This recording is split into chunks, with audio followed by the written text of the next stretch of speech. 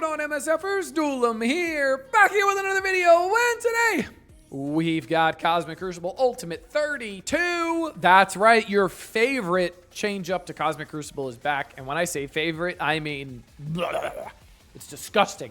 So we have 3 rooms.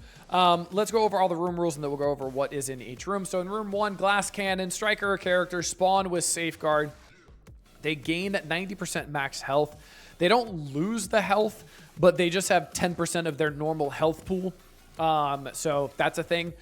They gain 100% extra damage, so that's double damage, and then spawn with 5 death proof. And then fortifier characters spawn with taunt as well, and then it's the normal global rules here. Room number 2, we got toxic. On defense and offense, all characters on that character's turn attack self for 15% of that character's max health. This damage reduces the max health of that character by the same amount. So you want a slow team in here, because if not, they're just going to kill themselves. So like Super Scroll would be really bad in here, because they would just damage themselves over and over again as he's getting turn meter from positive effects and stuff. So that wouldn't be great. And then in room 3, take a moment. On offense, all characters lower their focus by 5,000% and damage by 50% for any non-Mephisto character that takes a turn before any character on defense. So this is essentially the Cosmic Ghost Rider passive here that works pretty well. This is the Cosmic Ghost Rider passive from War that works pretty well. So this is going to stop a lot of teams, which is really interesting. So let's start off with room number 2, Toxic. We've got the Retaliate room. I'm going to change it up a little bit, though. I'm going to put MLF and Agatha in here, since we have so much for offense that I don't think I'm going to miss Night Stalkers anywhere. So I figured I might as well just put one of them here, because MLF gives Agatha the Darkhold room rules. Not room rules, but the tag, so it gets extra resistance, gets safeguard on spawn. Same thing with Scarlet Witch, so that will help a good amount. And I feel like this will just be a little bit of an efficiency sink. The bad thing is we're going to have so many teams on offense that I don't think it's really going to matter, because there's not going to be many efficiency sinks. For other ideas for this room, just pick slow teams. So like Astral would be an okay team here just to have, because they're slow. Like I said, you definitely don't want to have fast teams in here. So like Starjammers on defense could be interesting, but the problem is they're going to hit themselves over and over and over again, and they take a lot of turns. But I think Starjammers on defense are going to be pretty interesting, since we have so much offense. Starjammers anywhere here could be really, really good, especially in room 1. If you put them all as strikers and just make full glass cannons, that would be really, really funny. So that could be really interesting. See how that ends up working. But that's going to be my idea for room number 2 here.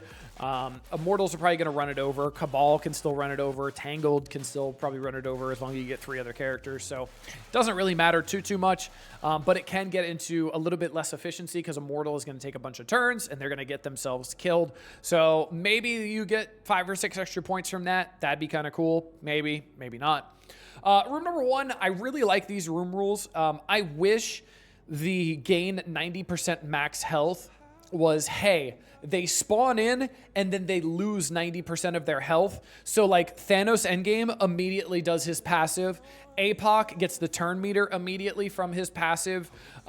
Quicksilver cleanses all negative effects and spawns in the Scarlet Witch. I wish it was like that, or like Doom gets pushed immediately and then can ult right away because he gets the turn meter. That would be so much more fun than this, but it's literally they just have 10% of their normal health. And then fortifier characters spawn with taunt, so make sure you're checking your ISOs before you go into this room. What I have here is essentially Starjammer bait, so it'll be interesting to see if somebody tries to use Starjammers here, or if they try to use something else. But yeah, it's pretty much Starjammer's bait, because you're going to need to stop turn meter. You're going to need to stop speed from Mephisto as well. I know obviously Null is in the game now, but you're still going to have to contend with Kahori and her speed bar, because there's 2 different speed mechanics between Mephisto and Kahori. So I think this could still be pretty interesting. I'll be curious to see who's going to do some good damage here and who's not. We do still have We do still have the 3 Annihilators in here.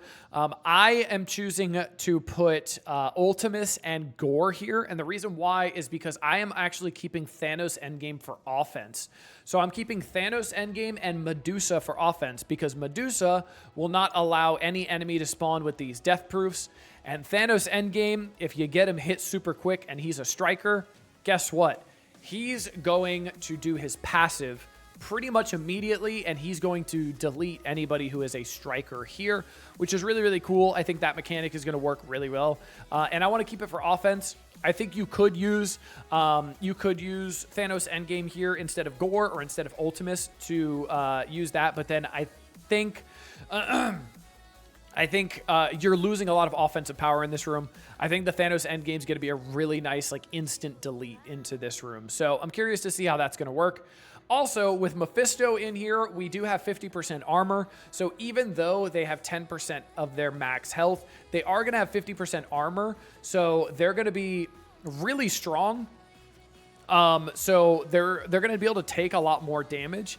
And then obviously, we have Thanos on the inverse side. On offense, going to do a lot of damage to this. But Thanos obviously is not going to one-shot a good old Mephisto, Gore, Gladiator, anything like that, especially when they don't have Striker.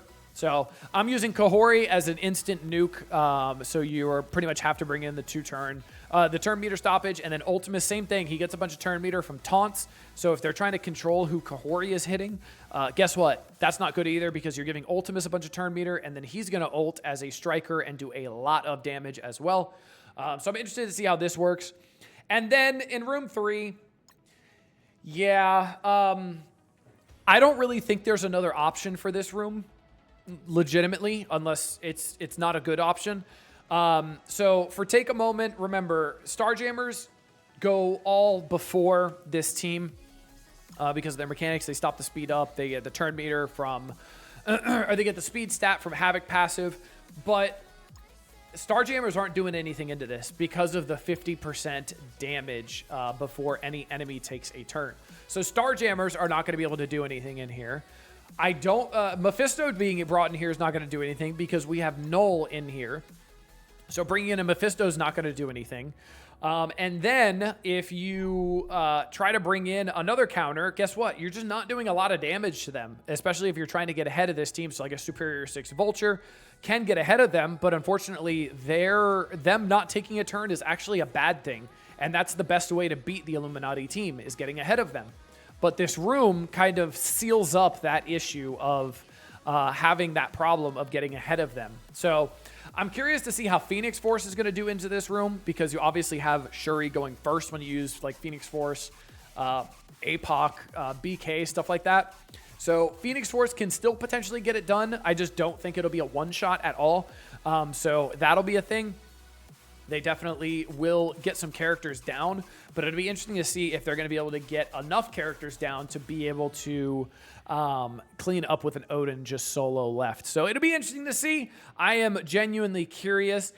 Me personally, I'm not the biggest fan of the Ultimate 32, but it is what it is. I wish this does not affect our Tribunal rating, and it's just for fun. That would be a lot of good times, a lot of theory crafting, a lot of fun with the community, but it does not seem like that's going to be a thing. So this is going to be the defense I am running. If you guys run into it, don't blame me, blame someone else for not wanting to think. If you guys have better ideas, let me know in the comment section below, because I think room 2 is just meh. So who cares? So I guess we'll see how it ends up working.